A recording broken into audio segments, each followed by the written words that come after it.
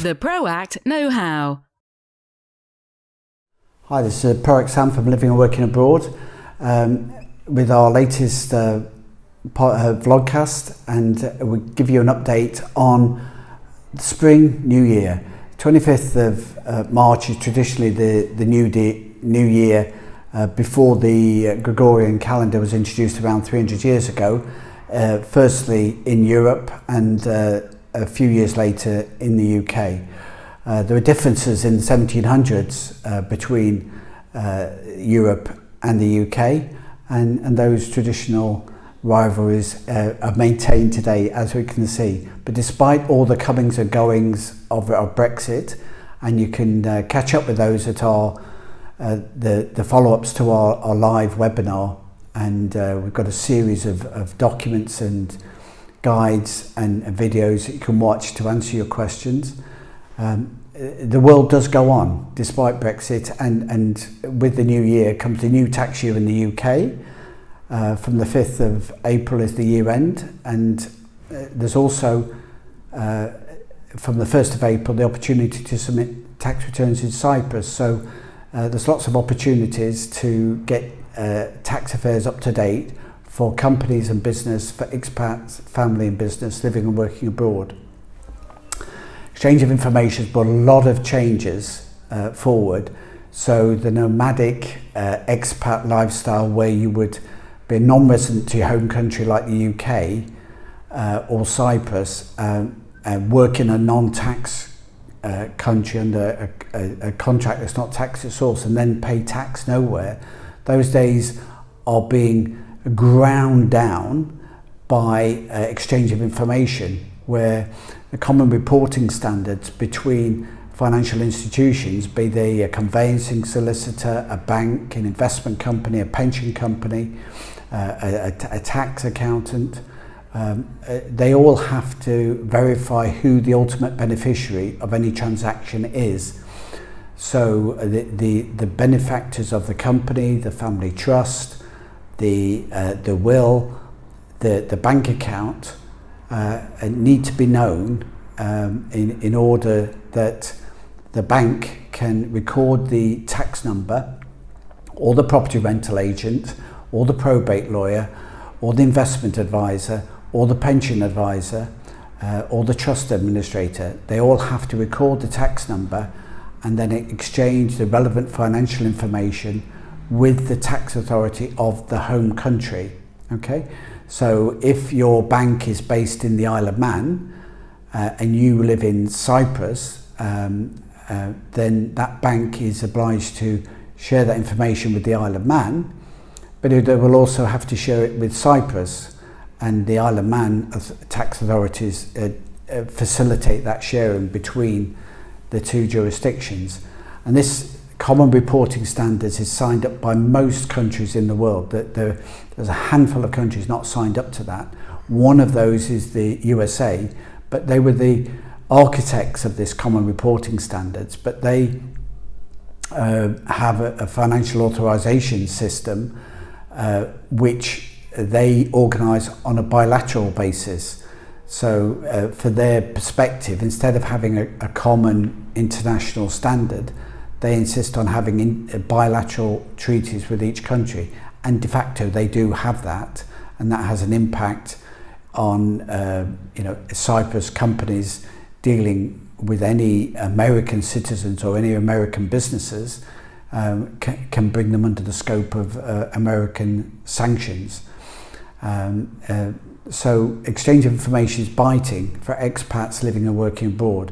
So you've got property rental income, you're operating a contract service company, or you're getting pensions paid abroad, or you're working abroad, then you need to have a tax resident to operate your bank accounts and your savings, your pensions, your investments. So you need to have a tax residence. Cyprus can be quite good for that, because you can work 10 months of the year away and only live 2 months in Cyprus, and it'd still be a tax resident in Cyprus and enjoy the tax benefits there.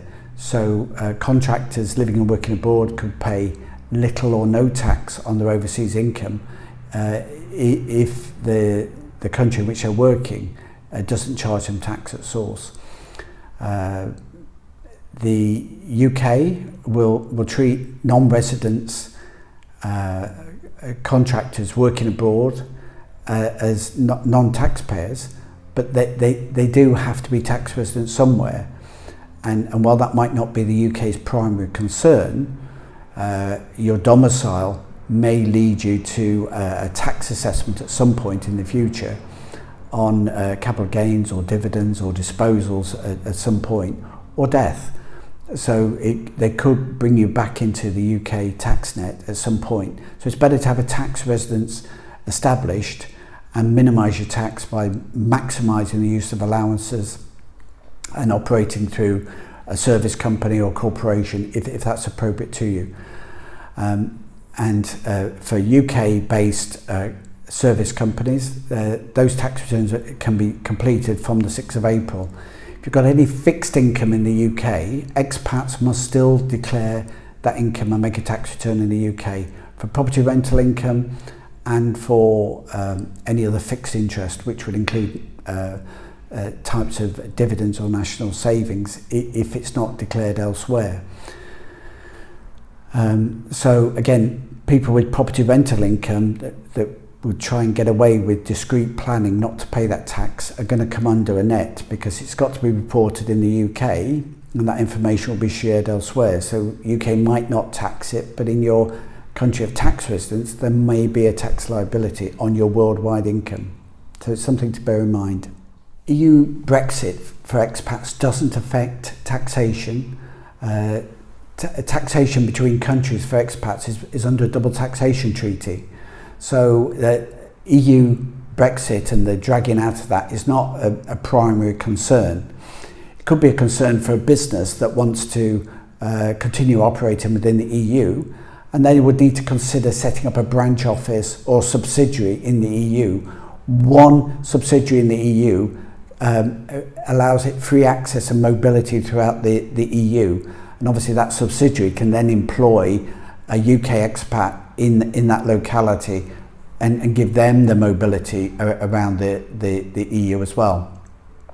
Contact us at ProACT.com if you want more information on that. There's a big change though in the double taxation treaty between Cyprus and the UK. So public service pensions from the 6th of April are taxed at source in the UK. Now, that might be to your advantage because there's a better, easier use of allowances. Those public service pensions don't need to be declared on a Cyprus tax return. So it could actually mean that you've got better use of allowances between Cyprus and the UK, and it could actually work to your advantage. But for those that it doesn't, you must elect to have your pension taxed in the UK. We can help you with that letter as part of our tax service, or you can download a copy from our website at ProACTpartnership.com. Now, the decision on whether you should do, it can be quite a complex calculation. And as part of our tax service to our tax clients, we will do that assessment for them. But if you do elect to have your pension taxed in the old way, under the old double taxation treaty, so that a UK expat in Cyprus would continue to enjoy 5% tax on that public service pension, it's only for 5 years. So it's a transition period, to make the EU reference, it's a transition period for public service pensions for expats living or working abroad. So you still might want to consider the long-term impact of your pension and consult your investment advisor if that's feasible, or consider where you'll be living in the longer term, or understand that your tax in Cyprus will rise in the future, bearing in mind that the maximum tax for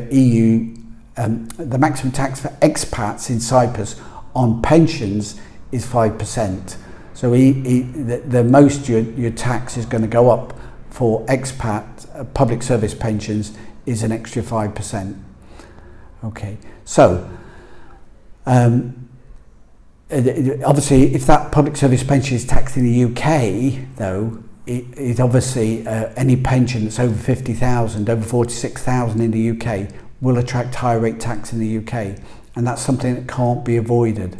So if you've got a public service pension in the future and you're determined to be living abroad or repatriating from the UK, then you might want to consider some other options and talk to our investment advisors, which you contact through our ProACTpartnership.com website at Contact Us. The tax for Cyprus has gone through a transition in the last few years, and it's completely online. For the UK, you can still submit a paper tax return until October. The good news for expats and Cypriots is that the Cyprus online system is getting back to normal this year. But that means that 2 tax payments need to be made a year if you've got tax to pay in Cyprus at the half year, July time, and at the end of the year, December, January time. So 2 tax payments with the temporary return being submitted before the end of the year and the full return in February next year, 2020. From the 1st of April, the system catches up and fall 2018 returns can be made with a balancing payment made for any outstanding 2018 tax. Again, contact us if you want any help and advice on sorting that out.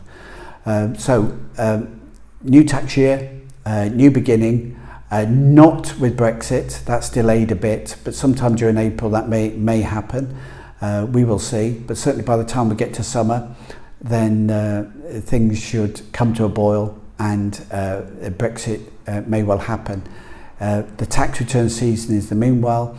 Let us help you. Contact us at our website, ProACTpartnership.com, and follow the conversations on tax, wills, immigration and probate and property and business at our Facebook pages of Living and Working Abroad on Facebook or on Instagram, or our YouTube channel for information videos at ProACT Partnership Living and Working Abroad. And we'll speak to you next time. Thank you. The ProACT Know-How, brought to you by ProACT.